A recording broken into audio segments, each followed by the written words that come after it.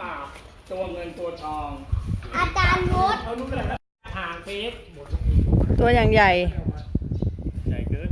กว่าจะรอกู้ภัยมา ใครกล้าไหมล่ะไม่กล้าอยู่เล่นกำลังเสริมได้อยู่มือกัดไม่เจ็บหรอกมันอย่าให้มันกัด มันเข้าไปได้ยังไงอ่ะเฮ้ย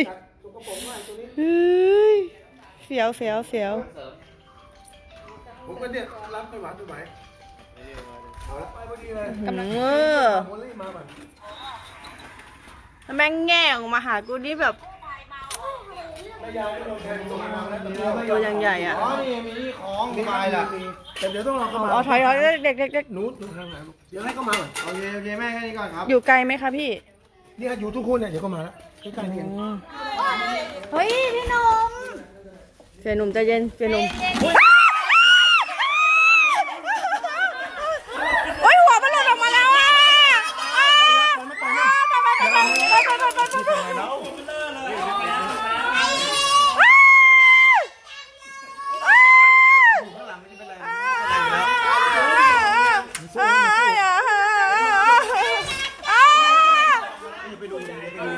ฟุต มันไม่เป็นไรหรอกไม่เป็นไรหรอกนี่ก็ลอง ไปยังไงวะมา เจ็บดิ โอ้ย เลือดออกเลือด โอ้ย เดี๋ยวผมเอาสมมติ ไปไหนใจเย็นอย่าเพิ่งอ๋อไม่มันเจ็บไงมันเจ็บ มันร้อนหรือเปล่า ก็พัง บอกว่าเดี๋ยวรถพังก็ฟาดอยู่นั่นน่ะ กูฆ่าแม่งเลย มันไปช็อตก็วะ ไอ้เฮ้ยกระจกไอ้เหี้ยเฮ้ยไม่เอา รถจะไม่เป็นใกล้รถ แล้วมันเป็น โอ้โหผ้ายังหลุด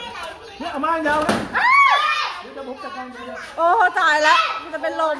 ไม่นะเอานี่กดหางไว้ก่อนได้ไหมอ่ะ ก็ได้มันเขาหาก็ได้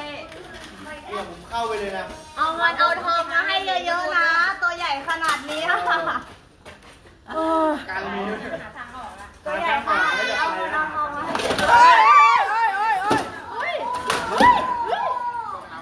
จับหางไว้จับหางไว้วุ้นจับหางไว้เร็วๆดิจับหางไว้ก่อน ๆอุ้ยเลือดออกด้วยอ่ะพี่ว่าตรงหางมันอ่ะตรงหางมันทางเนี้ยเลือดออกอ่ะ ผมหัวได้นะ เฮ้ย เดี๋ยวอย่าเพิ่งเดี๋ยวต้องขอใส่ถุงมือ พี่กระโดดตึกลงมาเสียชีวิตอีก ผมไม่ยอมออกแล้วไง เดี๋ยวมัดขาก็อยู่แล้วจับแน่นๆนะหางจับแน่นๆนะ เขาอยากไปกับพวกเราหรือเปล่า มันจะพ่อมาให้กับตัวการ์ตูนเทา เขา เนี่ อย ยู่ข้างในรถได้เหรอครับ เปิดมาครับ ใช่ค่ะ ใส่ถุงมือเชือกดีกว่ามันแถวนี้มันเป็นตรงของมัน อันนั้นน่ะไม่น่ากลัวหรอก ถ้ามันเดินเข้าไปอย่างนั้นแล้วเนาะ โอ้ยดูเห็นพี่ส่งมันหรือยัง ไล่มันออก เห็นพี่ส่งมาแล้วใช่ไหมเมื่อกี้ ไม่แต่ว่าอันเนี้ยที่มันฟาดคือแบบว่ามันอาจจะตกใจหรือเปล่า แอทแท็ก ดูหางดิเลือดออกเลยอะ ตายแล้วมัน ไม่แล้วเขาเอาไปไหนเนี่ย คุณลุงเอาไปปล่อยใช่ไหมคะ ไปที่ศูนย์ทุกคู่เลยเดี๋ยวเขามาเอาไป เขา